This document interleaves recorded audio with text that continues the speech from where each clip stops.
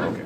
I'm still at Brother Dave's, feeding. But this brother, who I really just met him really today, but I seen him last week. He just gave good testimony, and I would have caught it on video, but he already started it. He calls himself Pirate Scotty. I guess he lived down the island. Give that testimony, Scotty, that you get.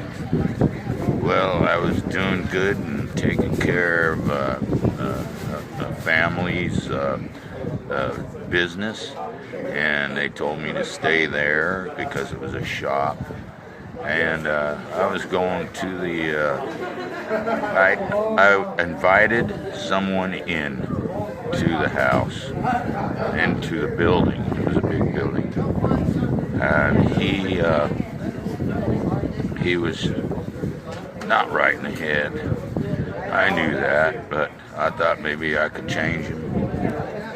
And anyway, they told me he's got to go, so I sent him out. And when I told him it was Sandfest last year, Sandfest, and well, it was a few years ago, probably 2 years ago, but I turned around and turned my back on him. I never do that, Never turn my back on somebody. And he came up as soon as I turned my back and hit me in the side of the head and knocked me out. Blood splatter all over the place. And then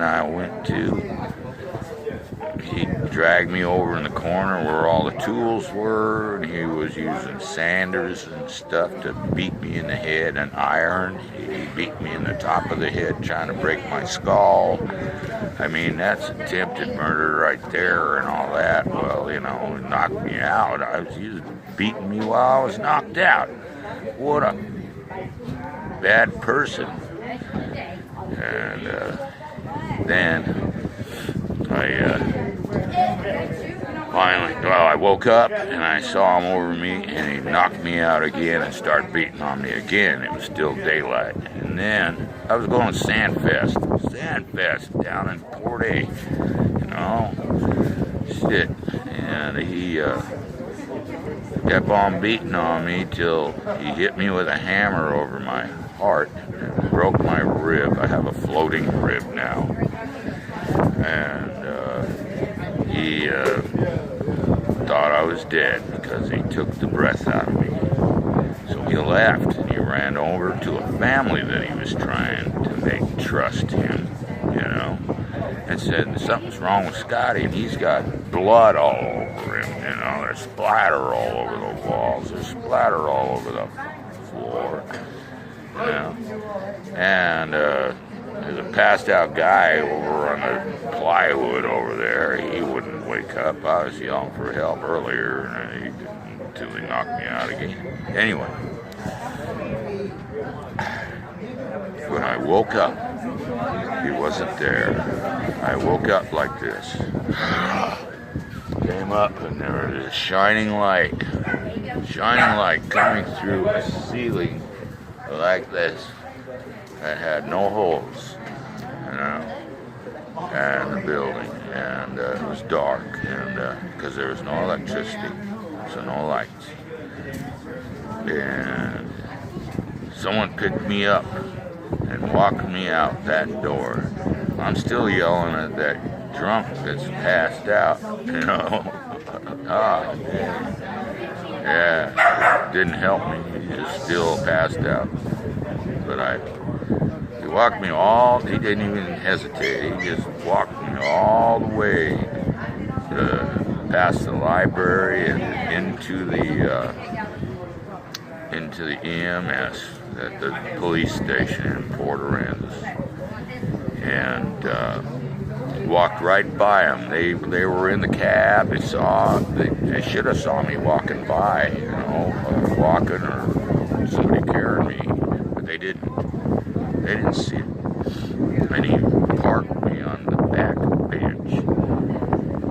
And they came back and said, "Where do you come from?" "Where do you come from?" I said, "I think I have to go to the hospital. I got blood all over me, man. I'm full of blood. I'm like a bloody mess. And they went in and they shot me up in both arms and took me straight to the hospital. And I woke up about 12 hours later after they did surgery and all the scanning and all that stuff, and sewed me up, and by the Attorney General of Texas, I must say, Greg Abbott, now that is the governor. Yes, he did that for me, and then I couldn't get down here because they let him go.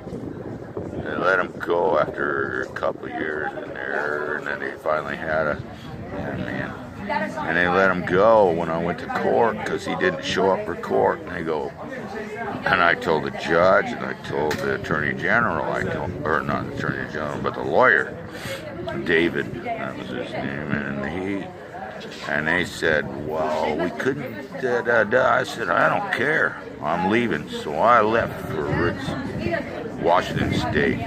I was afraid he was going to come after me again. The guy who almost killed you? Yes. Now, did the doctor tell you, Scotty, that you died when you were on the table? No, he told me how to breathe because of my broken rib. Okay. He says, breathe big, don't breathe short because it's collapsing your heart. And what type of, they also did surgery on your skull, Scotty? Yes, I had 8 staples in the top of my head from him trying to break my skull. He says they must have been, but thank God they didn't break my skull, and the miraculous aspect, not only that you saw the light, but that it must have been an angel that had carried you to. Yes. Scotty doesn't know me as well. Jesus. I'm a retired firefighter. Jesus I did 25 years of EMS. So you had a supernatural intervention where you would have died unless somebody carried you and brought you.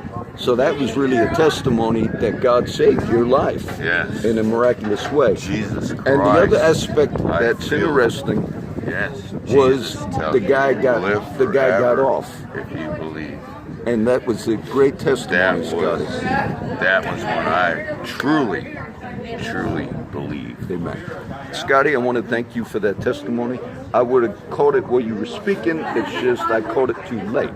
And I do this with... But not only that, what I got out of that was now I know I've been reborn and reborn and reborn again for over 2,000 years before Christ was born. The scripture says that God has chosen us in Him before the foundation of the world.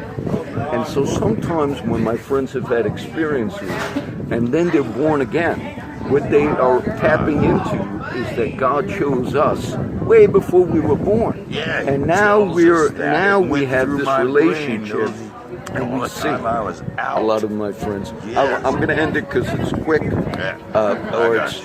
No, but I want to thank Scotty. Scotty, don't know. I just met Scotty the other day. But Pirate Scotty. From the island. From the island. Very good testimony. Good testimony. Still, Dave is still doing the feeding. All right. I'm here with a friend of mine. I'm going to shut it.